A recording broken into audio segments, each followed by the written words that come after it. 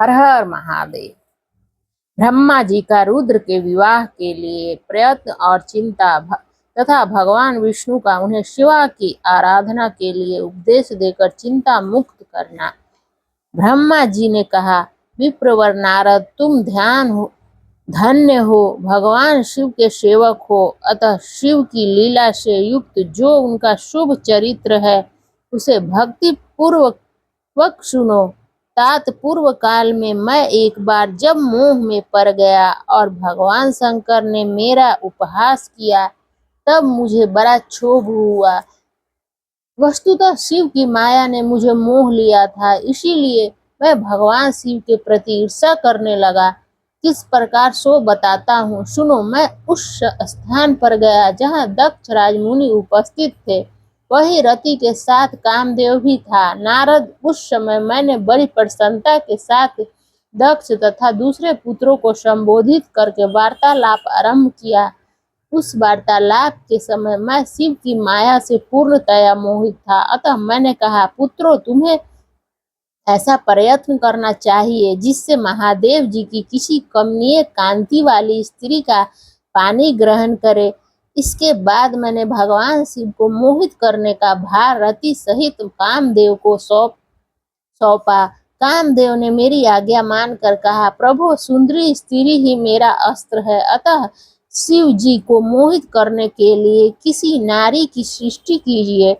यह सुनकर मैं चिंता में पड़ गया और लंबी सांस खींचने लगा। मेरे उस निश्वास से राशि राशि पुष्पों से विशोभित वसंत का प्रादुर्भाव हुआ। वसंत और माल्या नील, ये दोनों मदन के सहायक हुए। इनके साथ जाकर कामदेव ने वामदेव को मोहने की बारंबार चेष्टा की, परंतु उसे सफलता न मिली। जब वह निराश होकर लौट आया, तब उसकी बात सुनकर मुझे बड़ा दुख हुआ। उस समय मेरे मुख से जो निश्वास वायु चली, उससे मारण गणों की उत्पत्ति हुई। उन्हें मदन की सहायता के लिए आदेश देकर मैंने पुनः उन सबको शिव जी के पास भेजा, परंतु महान प्रयत्न करने पर भी वे भगवान शिव को मोह में न डाल सके। काम सब परिवार लौट आया और मुझे प्रणाम करके अपने स्थान को चला गया।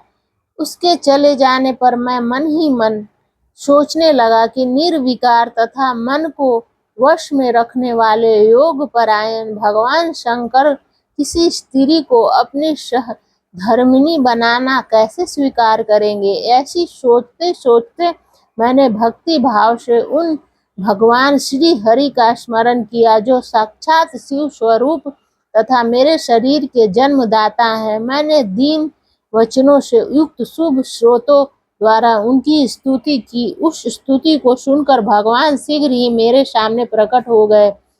उनके 4 भुजाएं शोभा पाती थी, नेत्र पर फूल कमल के समान सुंदर थे। उन्होंने हाथों में शंख चक्र गदा और पद ले रखे थे। उन्हें श्याम शरीर पर पीतांबर की बड़ी शोभा हो रही थी।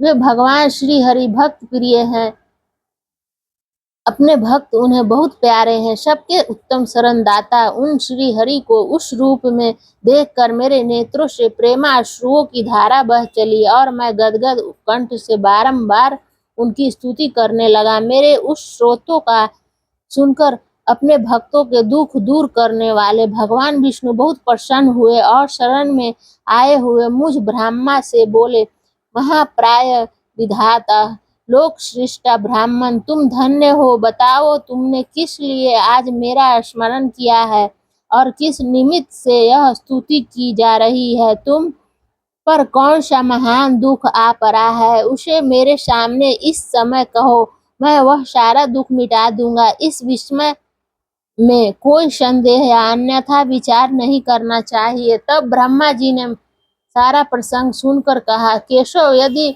भगवान शिव किसी तरह पत्नी को ग्रहण कर ले तो मैं सुखी हो जाऊंगा, मेरे अंतःकरण का सारा दुख दूर हो जाएगा। इसके लिए मैं आपकी शरण में आया हूँ। मेरी यह बात सुनकर भगवान मधुसूदन हंस पड़े और मुझ लोक सृष्टा ब्रह्मा का हर्ष बढ़ाते हुए मुझसे शीघ्र ही यो बोले, विधाता तुम मेरा वचन सुनो, यह तुम्हारे भ्रम का निवारण करने वाला है। मेरा वचन ही वेद शास्त्र आदि का वास्तविक सिद्धांत है। शिव ही सबके कर्ता भरता और हरता है, वे ही परात्पर है। पर ब्रह्मा परेश, निर्गुण, नित्य, अनिर्देश्य, निर्विकार, अद्वितीय, अच्युत, अनंत, सबका अंत करने वाले स्वामी और सर्वव्यापी परमात्मा एवं परमेश्वर है। सृष्टि, पालन और संहार के कर्ता, तीनों गुणों को आश्रय देने वाले व्यापक ब्रह्मा, विष्णु और महेश नाम से प्रसिद्ध रजोगुण, सत्वगुण तथा तमोगुण से परे माया से ही भेद युक्त प्रतीत होने वाले निगिरी माया रहित, माया के स्वामी या प्रेरक, चतुर, सगुण, स्वतंत्र, आत्मानंद स्वरूप, निर्विकल्प, आत्माराम, निर्द्वंद, भक्त परवश, सुंदर विग्रह से सुशोभित, योगी, नित्य योग परायण, योग मार्गदर्शक, गर्भहारी, लोकेश्वर और सदा दीन वत्सल है। तुम उन्हीं की शरण में जाओ, सर्वात्मना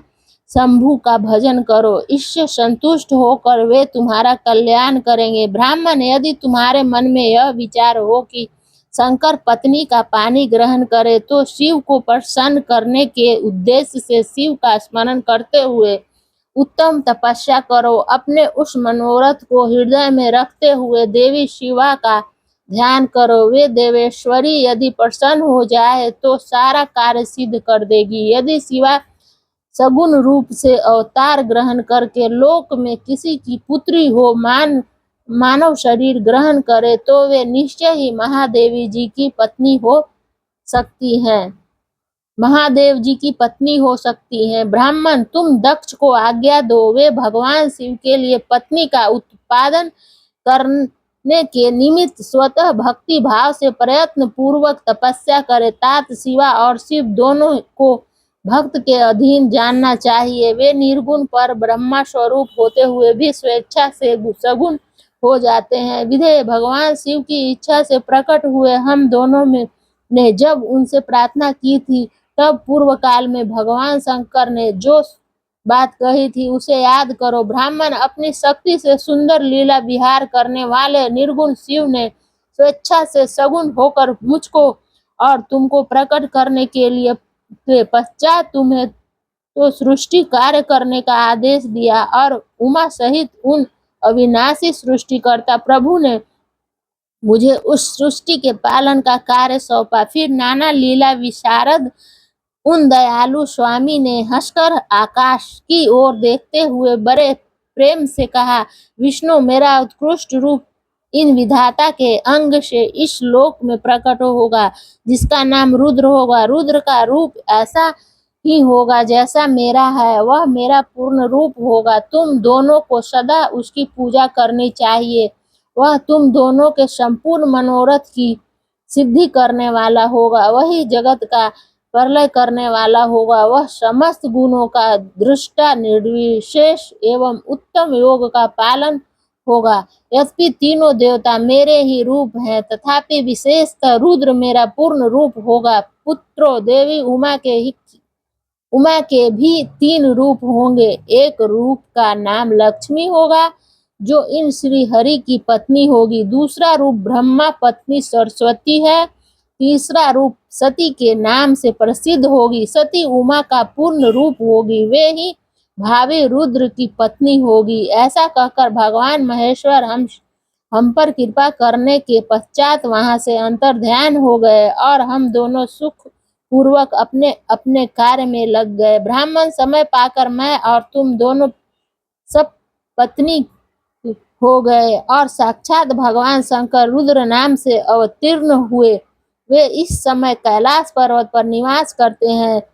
ब्रजेश्वर, अब शिवा भी सती नाम से अवतीर्ण होने वाली है, अतः तुम्हें उनके उत्पादन के लिए ही प्रयत्न करना चाहिए। ऐसा कहकर मुझ पर बड़ी भारी दया करके भगवान विष्णु अंतर्ध्यान हो गए, और मुझे उनकी बातें सुनकर बड़ा आनंद प्राप्त हुआ। हर हर महादेव।